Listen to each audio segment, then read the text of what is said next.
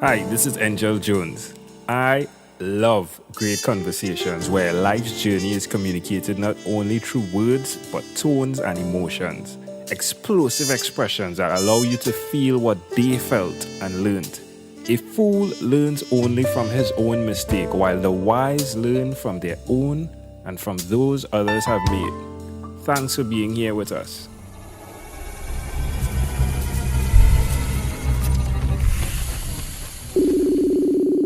Good morning, Jack. Ooh. Good morning, Jen McDonough. How are you going on this wonderful, beautiful morning? Engel, I am so excited for what you're doing and totally honored to be on with you. So thank you. Hey, it's my pleasure to have the Iron Jen with us this morning.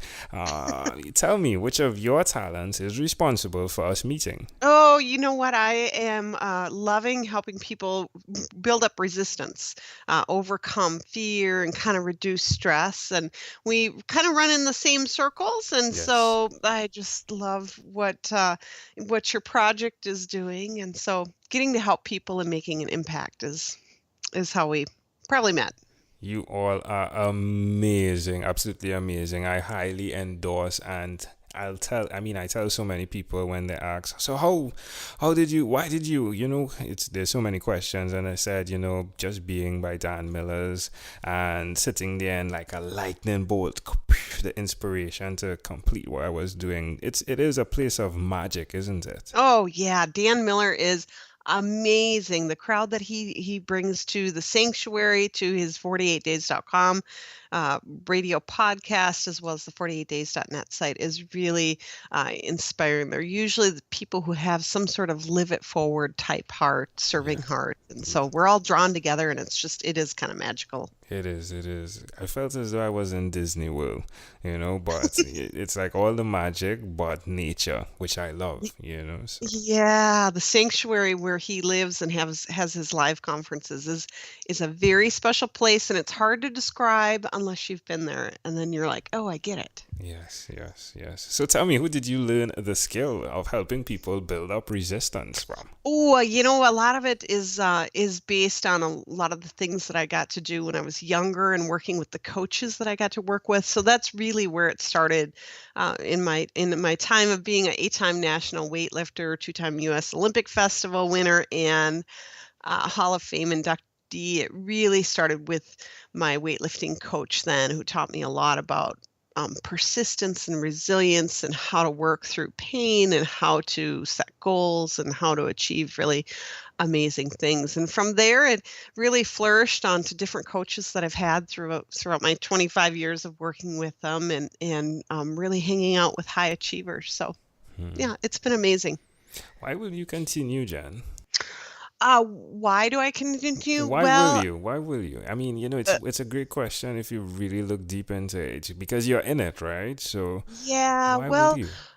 right now, I've done a lot of things since my weightlifting days, but right now I'm into speaking and training with first responders and high stress organizations around the country to help them build resilience, reduce stress, and develop drama-free communications for their teams.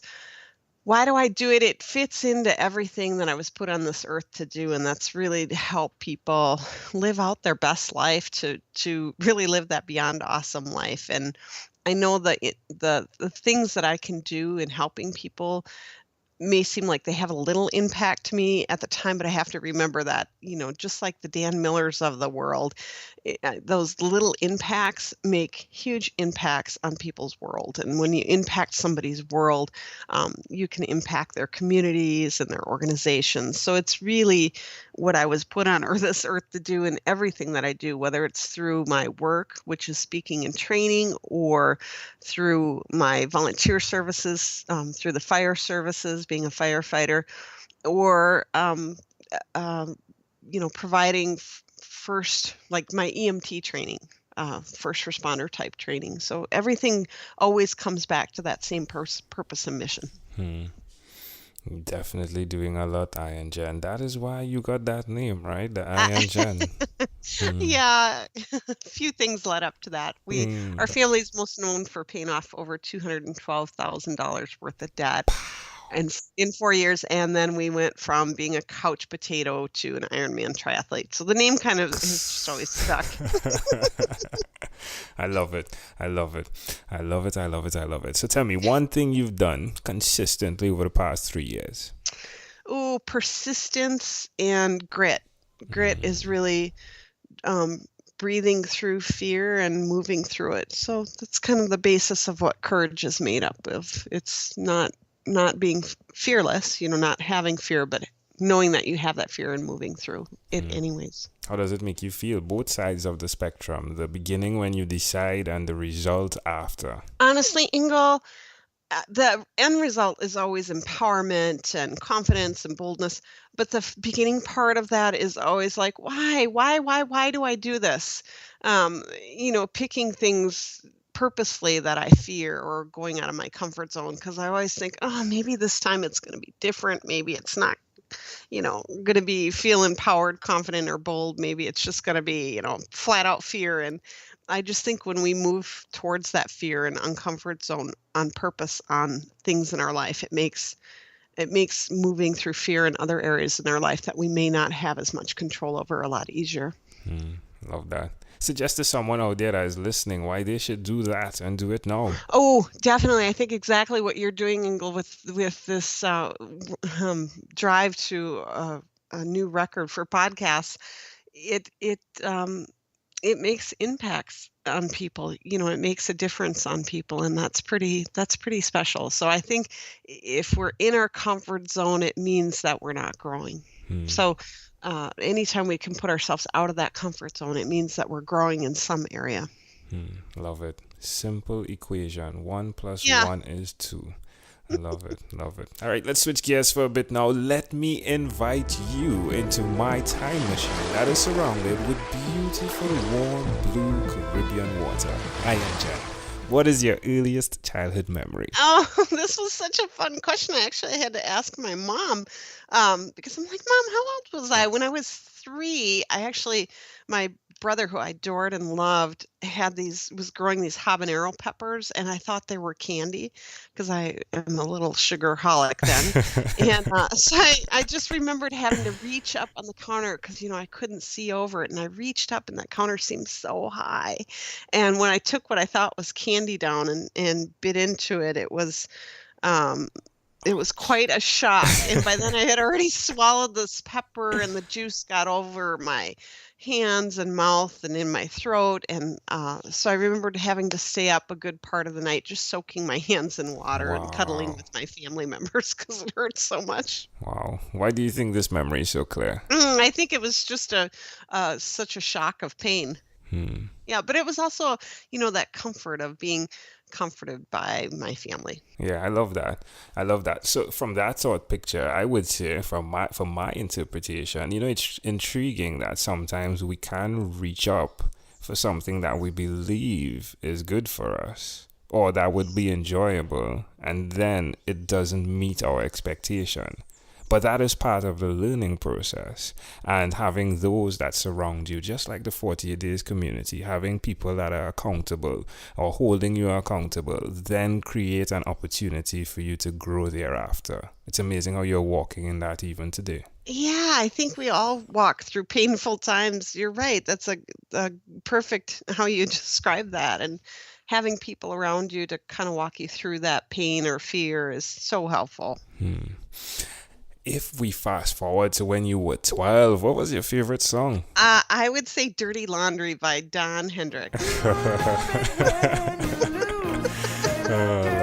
it. Okay, so we've arrived at our destination, Iron Jen. But before we get off of this time machine, there is a small declaration form. Yes or no? Iron Jen, have you chosen someone to pass on your skills to? Oh, yeah. Yeah. Are you married? Yes, I've been married. We're coming up in 25 years. Whoop, whoop. Congratulations. Congratulations. Do you have children? We have 4. Okay. Hopefully we'll adopt a few more. I'm looking for free kids out there if anyone has any free Wow. teenagers or something, just, you know, to have them come hang out with us. We have so much fun as a family. Wow. How many are boys or girls? Our oldest is a girl. She's turning 17 here pretty Wow. quick. And then our 3 boys are 15, 13, and then we've got our little Remy who's 6. Okay. Okay. Do you believe in God? Oh yeah, yeah. He is at the base of everything that I live for, and he's really, we try to center our lives around everything that we do. Do you have an inner circle of friends? Yeah, I have my true blues that I look to share my my most weakest moments that I've cried on the phone with and laughed, and definitely. Do you watch TV for more than 3 hours a day? I have to clarify this. I don't. I don't watch TV. I don't watch the news. However, we do watch movies every Okay. single night. Try Okay. to. A family movie. So we're all, the 6 of us all try to see if we can cuddle up on a couch together. And that's kind of what our family thing is that we do. How about screen time? How many hours do you think you spend on the phone or the computer? Oh my goodness. Well, I do that for my work.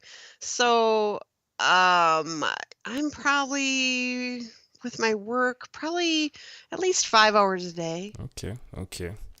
Ian Jen, it's been a great pleasure having you. Before you leave, is there anything you'd like to share with our amazing audience? Oh, I just want to encourage you guys, if you're listening to Ingo and you're looking to grow and to find that purpose and passion and to find whatever it is you were placed on this earth to do, just remember that being out of your comfort zone, while it may not feel great at the time, is exactly where you need to be. So if you're feeling uncomfortable, you're feeling uncertain, just know that that is common. And if you're feeling that, just give yourself a pat on the back and say, hey, good job, you're growing. Love it, love it, love it. Ian Jen, thank you for being on 12-Minute Convos with Engel Jones. Thank you, Engel. Amazing audience, before you leave, there's one person I'd like to introduce you to, Amanda Jones. She is my wife, and her passion is to educate, encourage, and empower. Hi, I'm Amanda Jones, and I'm a registered nurse. Do you or someone you know have diabetes? According to the International Diabetes Federation, in 2015 worldwide, 415 million people were living with diabetes. Just as that figure is overwhelming, so too can the effects of diabetes be.